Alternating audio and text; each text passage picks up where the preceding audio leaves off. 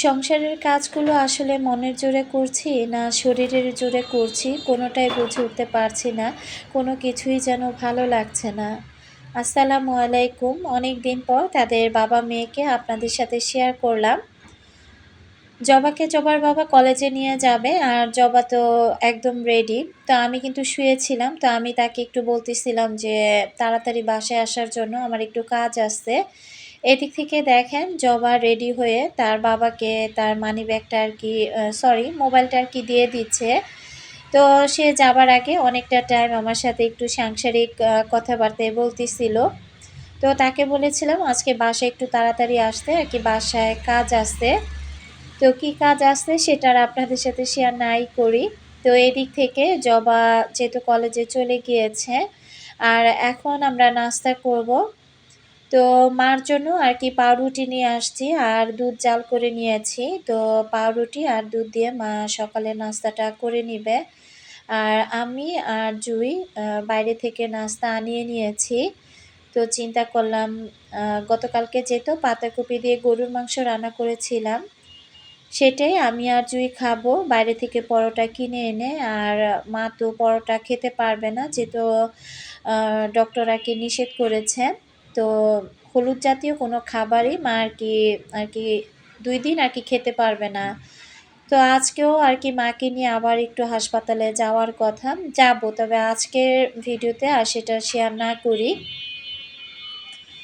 এদিক থেকে আমি এই তো মার জন্য নাস্তাটা রেডি করে নিলাম।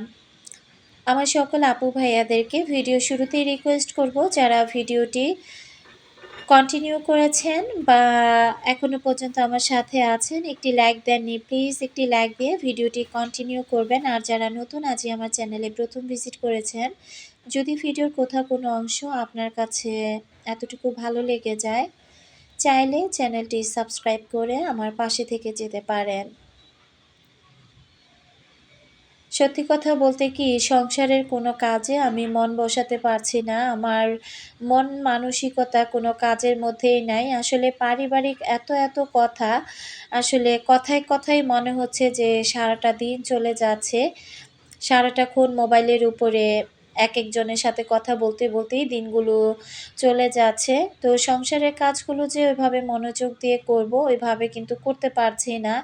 তো আমারও খুব খারাপ লাগছে যে আমার বারবার মনে হচ্ছিল যে আজ কতদিন হয়ে গেল আমি মনের মতো করে আমার সংসারের কাজগুলোতে আমি হাত দিতে পারছি না। আমার যে কত কাজ বাকি রয়ে গিয়েছে, তো সে কাজগুলো করব সেটাও করে উঠতে পারতেছি না। তো মা যেহেতু বাসায় এসেছে, তো মাকে আমি সময়টা একটু বেশি পরিমাণে দিচ্ছি। কাজগুলো না হয় ধীরে সুস্থে পরে করে নিতে পারবো। তো এদিক থেকে মাকে ওই যে পাউরুটি আর দুধ দিয়ে দিলাম। তো মা আরকি বলতেছিল যে আমি পাউরুটি খেতে পারি না। আরকি মার না আসলে বাইরের বিশেষ করে মা পাউরুটিটা একেবারেই খেতে চায় না। আর সে কখনো খায়ও না। দেখা যায় বনরুটি বা পাউরুটি।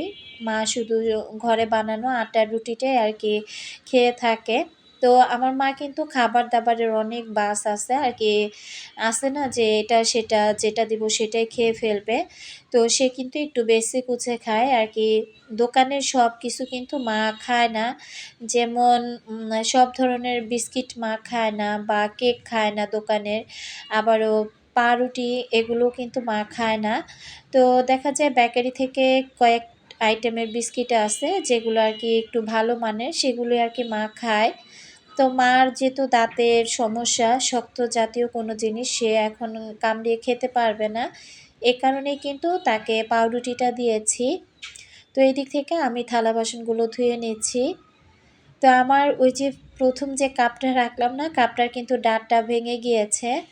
তো আসলে না আমি কাপটা কোনোভাবেই ফেলে দিতে পারছি না, মায়া লাগতেছে। হয়তোবা কাপের ডাঁটটা ঠিকই ভেঙে গিয়েছে, কিন্তু কাপটা কিন্তু ভালো আছে। তো এই কাপটার মধ্যে আমি যতই আমার মেয়েদেরকে বলি যে এটার মধ্যে চা খেও না বা চা বানিও না, এরপরও কি করে যে ওরা ওইটার মধ্যেই বেশি করে চা বানায়। যদিও ভাঙা জিনিসে বা কোনো কিছু খাওয়াটা ঠিক না। তো আমার মেয়ে ২ টা কি করে যে জিনিসটা ভেঙে যায় ওইটার মধ্যেই ওরা বেশি ওই পাত্রে এটা সেটা নিয়ে আরকি খেতে থাকে। তো আমি বলেছি যে কাপটা রেখে দে, এটা অন্য কোনো কাজে হয়তোবা আমি ব্যবহার করতে পারবো। তো এই তো থালা বাসনগুলো ধুয়ে পরিষ্কার করে নিলাম। আর রান্না-বান্না মোটামুটি আছে। তো আসলে রান্না-বান্না প্যারার মধ্যে আজকে যাব না। আজকের ভিডিওটা আসলে অনেক বড় হয়ে গিয়েছে। আসলে ওই যে বললাম না যে শরীরের জোরে না মনের জোরে কাজ করছি, বুঝে উঠতে পারতেছি না। তবে আজকের কাজগুলো একটু মনের বিরুদ্ধে গিয়েই শরীরের জোর দিয়ে কিন্তু কাজগুলো করে নিচ্ছি।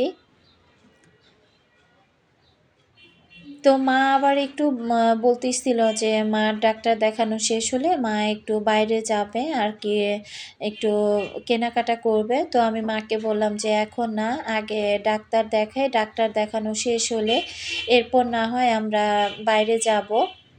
আর কয়েকদিন যাবত এত প্রচুর পরিমাণে শীত গেল, বাবারে বাবা কি বলবো। এই শীতে মনে হয় অবস্থা আমার এত খারাপ হয়েছে। আমি শীত পছন্দ করি, তার মানে এই না যে এত কনকনে শীত। বিশেষ করে আমি সবসময় আল্লাহ তাআলাকে বলতেছিলাম যে আল্লাহ শীতটা কমিয়ে দেন। কারণ এই শীতে আমাদের মতো মানুষ এই ৪ দেয়ালের মাঝখানে বন্দি থেকেও আমরা টিকতে পারি না। আর যারা গ্রামে আছে, যারা বয়স্ক মানুষ, তারা এই শীতের মধ্যে যে কিভাবে তারা টিকে আছে আল্লাহই ভালো জানে।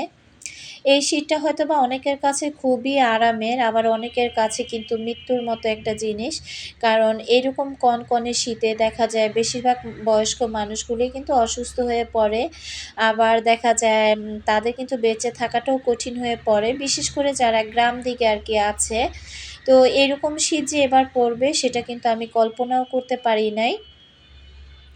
এইবারকার শীতে এমন একটা অবস্থা হয়েছে, আমি মনে হয় যে শুধু কোনোরকম রান্না-বান্না করেছি। ওইভাবে যে ঘরের যে কাজকর্ম ওগুলো কিন্তু আমি করিই নাই বা করতেই পারি নাই। কারণ বেশিরভাগই কম্বলের নিচে কাজকর্ম তাড়াতাড়ি করে শেষ করে কম্বলের নিচে বসেছিলাম। তো দেখা যায় অনেক ভিডিও আপনাদের সাথে আমি চাইলে শেয়ার করতে পারতাম। আমি কোনো ভিডিও ওইভাবে করি নাই। তো যখন যতটুকু মনে হয়েছে যে এতটুকু ভিডিও আপনাদের সাথে শেয়ার করা দরকার ততটুকুই করেছি। তো একদিন যদি পরিমাণে বেশি কাজ করেছি, পরের ২ দিন কিন্তু আরাম করেছি।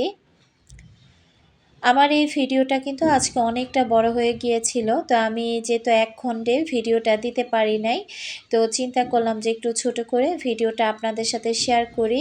আর এই ভিডিওর যে বাকি অংশটুকু আছে সেটা হয়তোবা আগামীকালকের ভিডিওতে আপনারা পেয়ে যাবেন।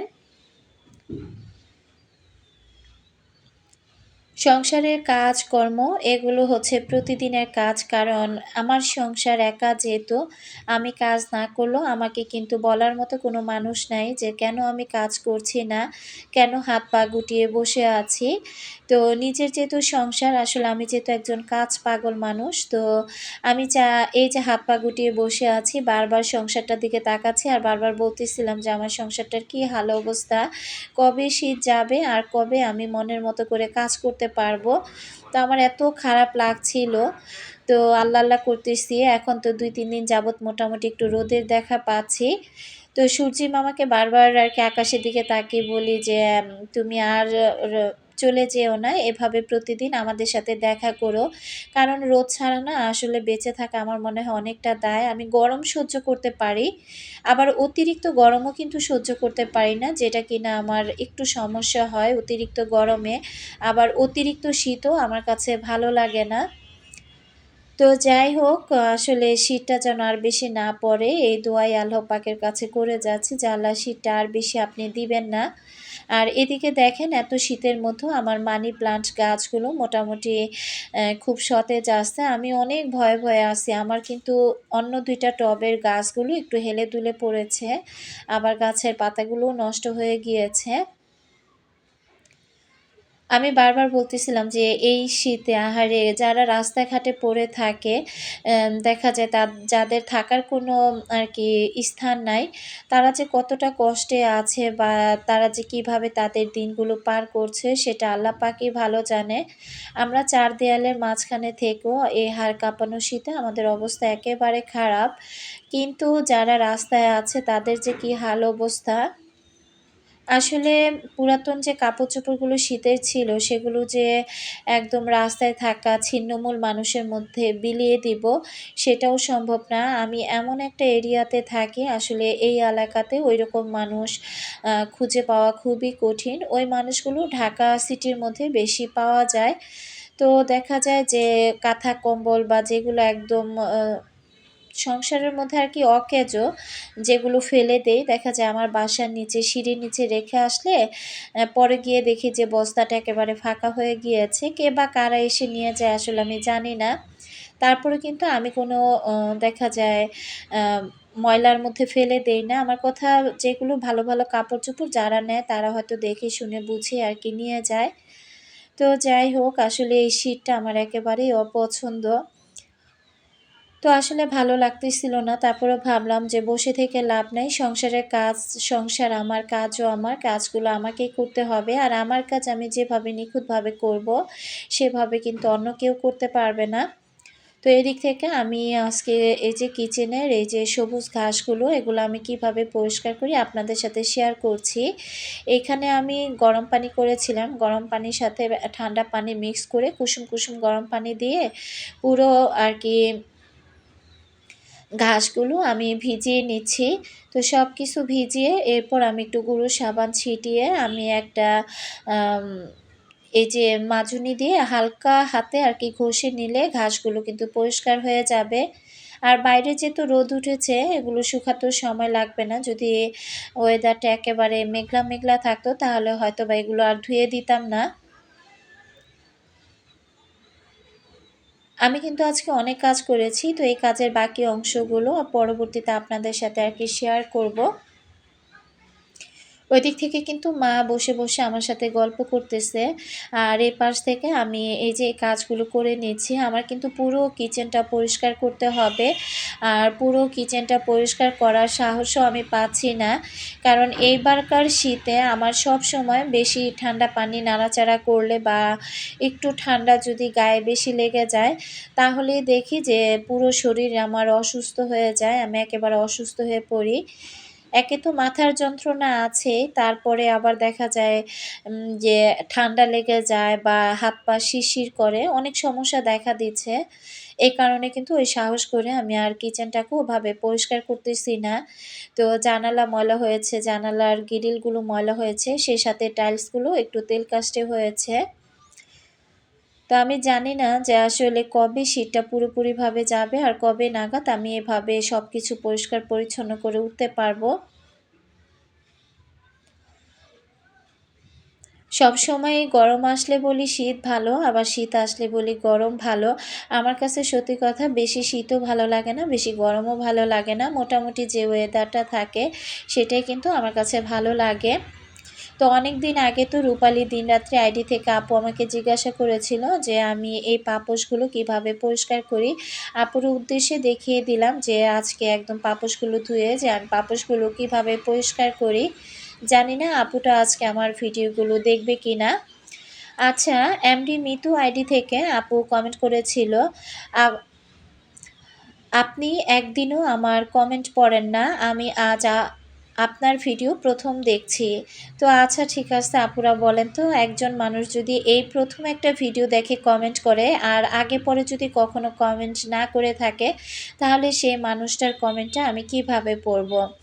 আপুটাই লিখলো যে আমি একদিনও তার কমেন্ট পড়ি না। আবার লিখেছে, আমি আজ আপনার ভিডিও ১ম দেখলাম। তাহলে বলেন তো যে আমি কিভাবে এই আপুটার কমেন্টগুলো পড়ি? আপুটা যদি আগে পরে কমেন্ট করতো বা আমার চোখের সামনে পড়তো, অবশ্যই কিন্তু আপুটার কমেন্ট আমি পড়ে দিতাম। তারপর আপু এই তো আজকে আপনার কমেন্টটা আমি পড়ে দিলাম। অন্তদুলন আইডি থেকে আপু আমাকে প্রশ্ন করেছিল, আপু তুমি কয় তলাতে থাকো? তো আমি জানি যে আপু আজকে আমার ভিডিওটা দেখবে। তো আপু আমি কিন্তু ৪ তলাতে থাকি। তো আপু যদি উত্তরটা পেয়ে থাকো, ছোট করে একটি কমেন্ট করে জানিও। পাপোশগুলো ধুয়ে আমি এই তো বারান্দার মধ্যে দিয়ে দিলাম। এগুলো শুকিয়ে যাবে। এরপরে আমি খুব সুন্দর করে কিচেনে যা, যা আছে ওগুলো অফ ক্যামেরাতে পরিষ্কার করে নেব। তো দেখতে, দেখতে ভিডিও শেষ প্রান্তে চলে এসেছি। বিদায় নিলাম। আল্লাহ হাফেজ।